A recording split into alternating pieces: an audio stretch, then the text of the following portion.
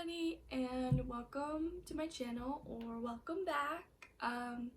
Today's video is going to be a wrap up of the first 3 months of the year. I didn't read a whole lot, at least for me, in the first 2 months, so I figured why not just combine them all, and then I'll get to talk about everything all at once. I don't know, it felt easier this way. Let me know if you like this format, or if you want me to do monthly wrap-ups. I also think it just kind of depends on how much I read per month. Like I said, that's the main reason I did it this way. But we'll see how it goes. We'll see how I feel at the end of this video. Alright, so starting off for January, I read a poetry collection called Great Goddesses by Nikita Gill. It is all about Greek mythology. A lot of the books are told from the point of view of goddesses. This is the first poetry collection that I have like a memory of reading, at least outside of school, and I didn't know how I would feel about it, but I actually ended up really enjoying it. I thought it was really interesting.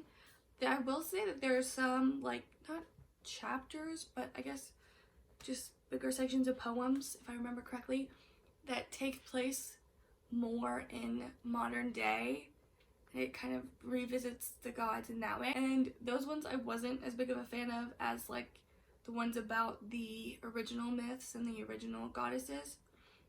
And I was also kind of surprised because some of the poems weren't just from goddesses. Some of them, I think there was at least one that was from the point of view of Zeus. I think there was two, but I thought that was really interesting. And it kind of just explores all of the different themes that were in Greek mythology, but it's definitely a more, like, there were obviously the poems, some of them that were like modern, but it even views like the older poems from a more modern lens somewhat. I don't know, because I feel like a lot of Greek myths, well, I don't feel like, I know that at least a lot of the Greek myths we have all center around men and like gods, and I thought that this one had a really nice take on like a feminist perspective of Greek myths. So yeah, I highly recommend. It was really good. And then next, I listened to the audiobook for Finlay Donovan is Killing It. I really enjoyed that one. I thought it was a lot of fun. It was for Mel Reed's Patreon, I think. It might have been for the book club that she has with Olivia Reads a Latte. I think that was what it was for, actually. And so I listened to the audiobook. I thought the audiobook was a lot of fun. The story itself was fun, but I liked the narrator and everything for the audiobook. And yeah, it's about, I feel like it's really popular, but just in case you don't know, it's about like this single mom who's struggling to raise her kids. She's also an author, and one day a lady overhears her talking to her agent about a mystery thriller novel that she's writing, and the lady misinterprets it and thinks that Finlay is a killer for hire, and then chaos ensues from there, and it was a lot of fun, and I really enjoyed that one. And then next in January, I read the conclusion to one of my favorite series, which is the Imperium series by Claire Legrand. It starts with Fury Born, and then the last book is Lightbringer. This one wasn't my favorite out of the series. I honestly think that the second one was my favorite, and this one was gifted to me by my friend Emma from Mel Reed's Patreon. She was really sweet, because I was probably being really annoying about the second book, because there was like this big twist in the second book, and I was freaking out about it in our group message, and then the next thing I know, she sent this to me, which was really sweet of her. So if you're watching, Emma, thank you very much. But this follows, I'll just talk about the first book. It follows two women from two separate timelines about, like, I think for sure over 1,000 years apart, but I feel like it's like more than that. Oh my gosh, I just said it's my favorite series and I don't remember. But yeah, they're very far apart in timeline, and there's a prophecy about two queens, and both of them think that they might be one of the queens, and it's kind of a darker dark-ish fantasy, which honestly kind of shocked me that I liked it, because I don't know, for the longest time I thought I didn't like dark books, and these aren't like super dark or anything. Well, kind of. Like, I don't know. They're not like super like bleak, I guess is the word I'm looking for. But yeah, I don't know. I was shocked that I liked these as much as I did, so I highly recommend these as well. And then next, and I think, no, this isn't the last book. This is, I think, the second to last book that I read in January, although I could be wrong. This is Beach Read by Emily Henry. This is the first ever Emily Henry book that I read, and I fell in love with it. It's about two authors. The guy writes like literary fiction with like a little bit of like thrillery aspects, and then the girl writes romance novels. And they had like a competition back when they were in college. They were really competitive with each other, and then a few years later, like maybe, I don't know, like 10 years later, I don't know, they meet up again when they are in cabins next to each other. And it also deals with January, who's the main character. It deals with her grief over losing her father who passed away, and also figuring out some secrets about him that she's not too proud of. And I don't know, I thought that was handled really well. Obviously, I don't have any experience with that specific thing, but I don't know, I felt like, in my opinion, it was handled really well, and it made me cry, and I do not cry very often in books, and it made me cry a lot at the end. And but I don't know, I thought the romance was good, and there's something about Emily Henry's writing where I feel like she lives in my brain. Like, she knows my thoughts, and she's just, I don't know how to explain it, but I just loved this book so much. But yeah, that's that one. And then this is the last book that I read in January, and it is another poetry collection from Nikita Gill. This one is Where Hope Comes From. Unfortunately, I did not enjoy this as much as the other one, although I did tab some of my favorite poems. So it's not that I didn't enjoy it at all, I just liked the other one better. This one focuses on the pandemic, and part of me felt like it was too soon to read about it, and then part of me felt like it was too late to read some of them, because some of the poems I felt like would have been really helpful in the really early stages, because that's when she was writing it, but obviously publishing takes a while, so I mean, and then she had to write the rest of the poems too. But it deals with a lot of topics related to the pandemic, like isolation and grief, and I mean, her poetry is very beautiful, but for some reason this one just didn't click with me as much as the first one did. And then that is it for January.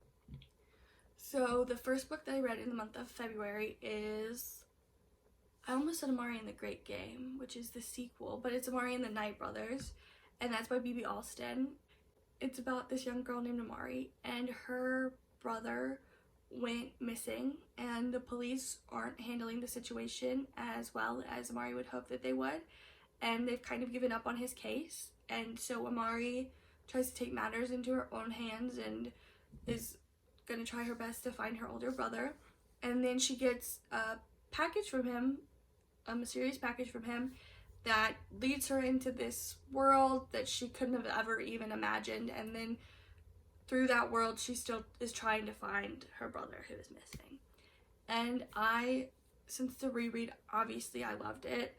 It's so, I don't know, B.B. Alston just does such a great job at creating this fantastical world, but making it seem so, like, grounded. I don't know. It's super fun. It's a very fun time. I highly recommend it if you haven't read it already. Next, I read Honey Girl by Morgan Rogers, which was gifted to me by my friend Lucy over from the Citadel as well, so thank you, Lucy. She gifted it to me a while ago, and I just now was getting to it, so I apologize for taking so long. But it is about a woman named, what is her name? Her name's Grace. A woman named Grace, and she just finished her PhD, and she's kind of struggling about what her next move is gonna be, which I relate to, although I do not have a PhD. I just have my bachelor's, but I totally get it. And she one night gets married to a girl in Vegas, and then it's mostly about her trying to figure out her life as well as this new relationship that she has, and I enjoyed it. It was there was a lot that I could relate to and a lot that I couldn't, but it obviously that doesn't make or break a book for me. I don't know, but I really enjoyed it. I decided to tab it, and then I only tabbed it one time, but it was a line that really, I only decided to tab it obviously like halfway through, and then I don't know, I found one line that really resonated with me, and then I think I just kind of got absorbed into the book again and just forgot to tab. But yeah, I highly recommend this one as well. The next book that I read is The Bells by Danielle Clayton, and I listened to this one on audio as well. I remember it being really popular on BookTube like a couple years ago when it first came out, and I always was really interested in it, but I never picked it up for whatever reason, I don't know. But I decided to pick it up because I found it on Libby, and the atmosphere of the book is really amazing, and parts of the plot really kept me intrigued, but then towards the end, like I don't think I'm going to continue on with the series is what I'm trying to say. But the first book I thought was really interesting, and like I said, the atmosphere was beautiful. It kind of, I don't know if it's supposed to, but it kind of reminded me of New Orleans, and I think it's supposed to, because if I remember correctly, the name is very similar to New Orleans, but it could also be like the French aspects of New Orleans. I don't know. But that's beside the point. The atmosphere was beautiful, the setting was beautiful, and the magic system I thought was really interesting. It's about these girls who are tasked with keeping everybody in their world, I guess, pretty, essentially. I guess everybody's born gray and like dull looking, and then these people make them look more human. I don't know. I thought it was really cool. But like I said, I don't think I'm going to be continuing on with the series. And then that is it for February. That's everything I read in the month of February. So now we only have one more month, which is my definitely busiest reading month of the year so far. So let's get into March. So March for me was definitely a very romance heavy reading month. I don't know why, but I kind of fell out of the whole fantasy thing and went with more romance, which is kind of what my reading does, and I feel like that's relatable for a lot of people who read a lot of different genres. Okay, so my list has kind of gone out of order, but I think the first book that I read in the month was Birthday Girl by Penelope Douglas. I ended up really liking it. I didn't know how I was gonna feel because it's like an age gap romance with her boyfriend's dad, and so obviously that sounds a little bit like taboo, I guess, and so I didn't know how I would feel about it, but I actually ended up really enjoying it. I had read Punk 57 by Penelope Douglas, and I hadn't enjoyed that. I had read it like a year or two ago, I think, and I hadn't really enjoyed it as much, but a lot of my friends were raving about it, so I figured I'd pick it up. It was a lot of fun. I really enjoyed my time reading it. And then the next book that I read, I feel like the first 3 books that I read of the year kind of all have similar themes. They're like forced proximity romances, because in Birthday Girl, the main character, whose name I have forgotten unfortunately, she moves in with her boyfriend's dad, and so they're kind of forced to live together. And then in the next book that I read, which is The Roommate Risk by Talia Hibbert, they're also kind of, the couple's kind of forced together. This follows, oh man, I forgot this main girl's name too. I don't remember her name. Jenny or Emma, if you're watching this, I'm sorry that I forgot her name. And anyway, the main character is forced to move in with her guy best friend, and they kind of have some history from the past, like romantic history, that they are kind of afraid to confront, and it's kind of them coming together. It was good. I enjoyed it. I don't think it's going to be a new all-time fave, unfortunately. Again, Jenny or Emma, if you're watching this, I apologize. But I don't think it's going to be a new favorite for me. And then the next book that I read, again, has a very similar trope. It is The Roommate by Rosie Danan. This is another reread, and so obviously I loved it. It's about a girl named... Okay, clearly I can't remember anybody's name. Her name is Clara, right? Yes. I couldn't remember if it was Claire or Clara, but her name is Clara, and she moves across the country, I think from New York to California, and she's supposed to be living with her guy friend who she's had a crush on forever, and then he decides to leave, like, as soon as she gets there to go on tour with his band, and so he rented out his room to Josh, who turns out to be in the adult film industry. And that doesn't necessarily sit well with Clara at first, just because she comes from a high society family and she doesn't want to cause a lot of scandal with this. But eventually they like put their differences aside and they end up working together. I hope that is not a spoiler. No, it's not. It's not. They end up working together on a project, and then more ensues. Yeah, it's really fun. It's a really good book. It's definitely, out of the 3 that I read that fit this sort of theme, my favorite, but it's a reread, so obviously that should not come as a surprise. But yeah, that's that one. And then switching gears, this is, I think, one of the only not romance books that I read in the month of March. It is In My Dreams I Hold a Knife, which was highly recommended to me by my friend Victoria, who is also from The Citadel, which is Mel Reed's Patreon. I don't know if I ever referred to it by name in this video, but anyway, this is a thriller. It's kind of got dark academia vibes. It is set in the past and the present, and it follows a group of college kids and then now adults, like a few years later, after one of their friends died when they were in college, and somebody believes that one person from their friend group did it, and they are all forced to figure out who it is together and if anybody from the friend group was actually involved. I thought that this thriller was actually really, really good. I have not read a lot of thrillers yet this year, obviously, as you can tell by the fact that this is my year so far wrap up. So this one put thrillers off to a good start for me. I really enjoyed this one, so highly recommend this one. And then the next book that I read is Darius the Great Is Not Okay. This is also a switch up of genre. It's a YA contemporary about a boy named Darius, and he is half Persian, and he is going to Iran for the first time in his life, and he doesn't really know how he relates to that side of his culture compared to his mother and his younger sister, and he kind of struggles with that.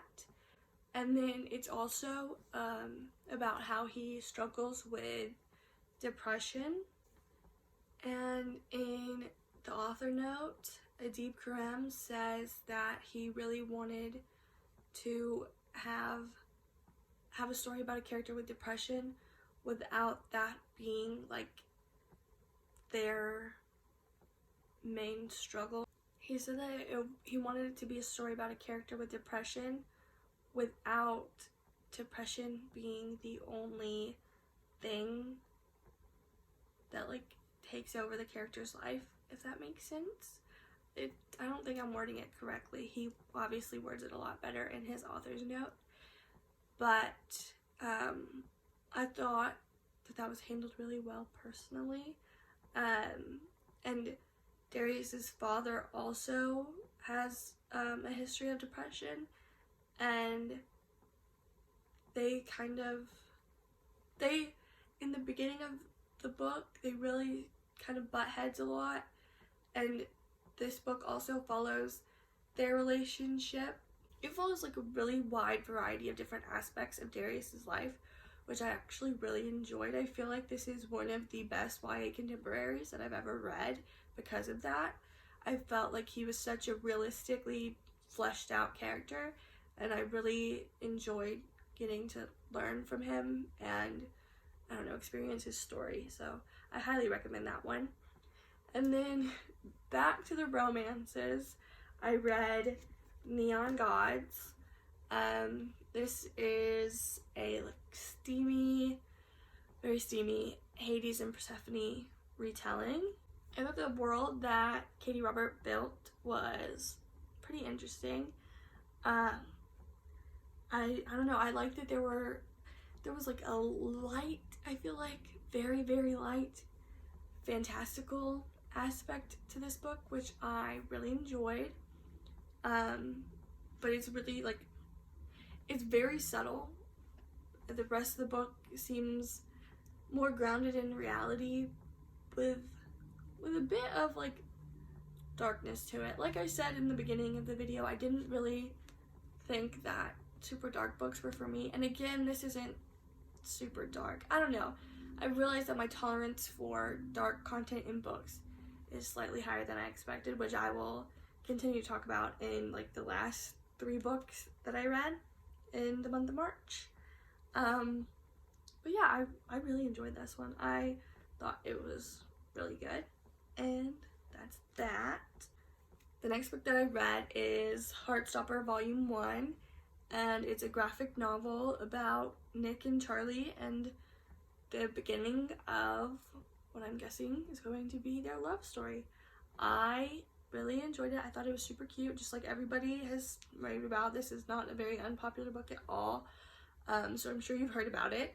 But yeah, it was really cute. It was a good time. I liked the artwork in it. I thought the artwork was super cute, and the story was good, and I can't wait to continue on. I don't read graphic novels very often, but I will pick up the next one whenever I'm in the mood for one. And then I decided to read Emily Henry's other adult romance, and it's People We Meet on Vacation. I unfortunately did not enjoy this one as much as Beach Read. I feel like that's kind of how it goes. People enjoy one more than the other, and I know a lot of people really enjoyed this one more than Beach Read, but for some reason, I guess it's just because it was my first time. Well, it technically wasn't my first time reading an Emily Henry, but it was my first time reading an Emily Henry adult romance. And the only other book I've read by her that I know of is Hello Girls, which was a collaboration between her and another author. So these are the first 2 books that I've read by her alone. Anyway, that was besides the point. I don't know, I think reading the first book, I was just so amazed by her writing style, and then this one, I kind of knew what to expect more, so I wasn't as amazed. But it's about Poppy and Alex, and they have been friends for a very long time, and they go on vacation together every year, and then something happens between them one vacation, and they don't speak for a while, and I think it's like a few years, and then Poppy one day decides to talk to Alex again and ask him to go on vacation with her one last time. And I still really enjoyed this one, just unfortunately not as much as Beach Read, which kind of made me sad, but it is what it is. I still enjoyed it, and that's that one. And then the next book that I read was Electric Idol, which is the sequel to Neon Gods. And in, I guess, around the time, within the past like year or so, I guess, I have really gotten into Greek mythology again. Like, I feel like everybody, not everybody, but I feel like a lot of people went through that stage when they were kids, and I definitely did, and I guess I'm back in it. So anyway, Cupid and Psyche, or Eros and Psyche, which I guess this is technically a Roman myth, whatever, besides the point. It's one of my favorites, and so I was obviously really looking forward to this one, and I did have a really good time reading it. However, looking back, I think, well, I know I was probably a little bit blinded by just my love for the story in general of Cupid and Psyche, because the writing in that book felt a little repetitive to me at sometimes, and also repetitive of Neon Gods. I don't know.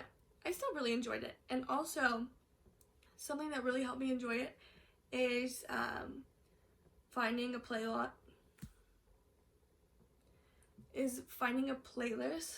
on Spotify of songs, I guess, that remind, whoever created the playlist, I will try and link it below, of, because they have a playlist for, like, almost every, not almost every, but I feel like almost every romance novel they have a playlist for, and I wish I had discovered this person sooner.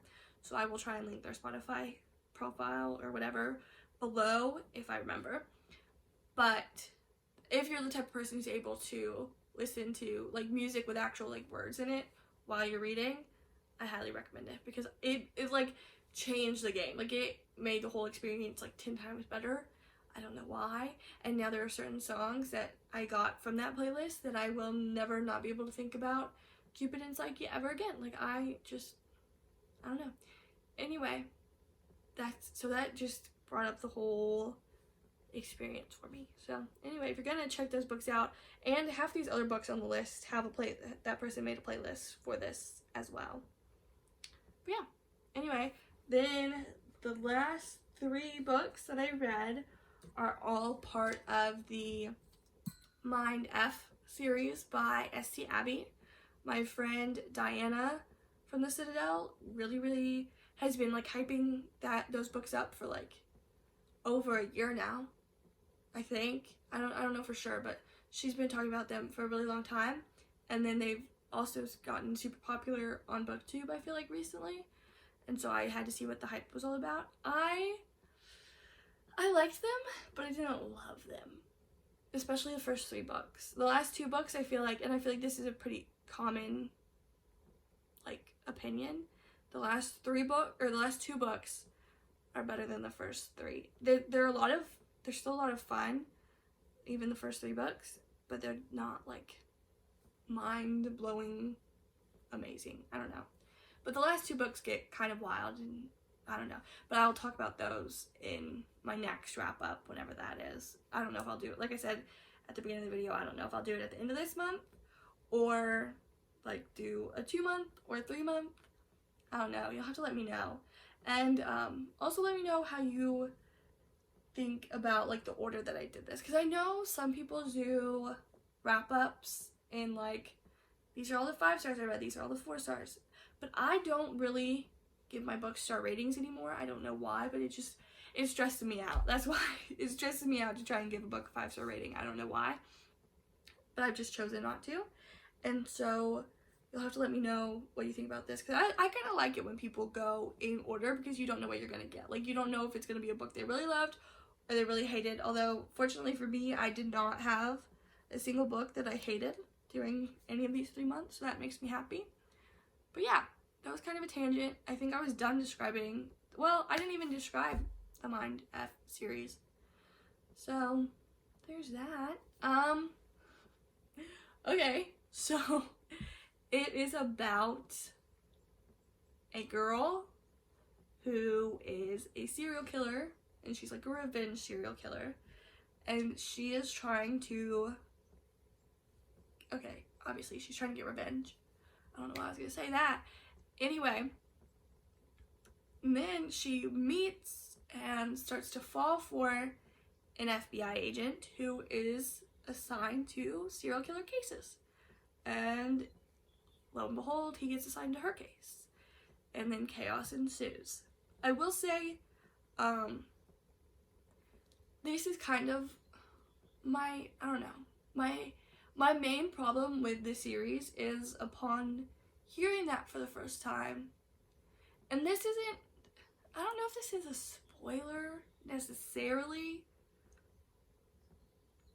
but like if you want to go in blind, which I would kind of recommend because all 5 of the books are really short, so it's kind of like boom boom boom, so maybe skip this like next 10 to 20 seconds because the video is almost over anyway. But I just wish that Logan, the FBI agent, I wish he had figured it out sooner who she was, because he figures out a little too late in the series for my liking. I don't know what I would have wanted if he had figured it out sooner, so that's why I'm like, did I really want that? But that's my main thought on that. But yeah, that's pretty much it. And yeah, I guess that's it. Thank you so much for watching. If you made it to the very end, I'm very grateful for you because I feel like I've been talking forever. Emoji, you can leave a blue emoji because my shirt is blue. That's, if you made it to the end, you can leave a blue emoji and I'll be happy. Or I'll be happy even if you don't, honestly. Thank you again for watching. Make sure to give this a big thumbs up and hit the subscribe button. And yeah, that's it. Bye!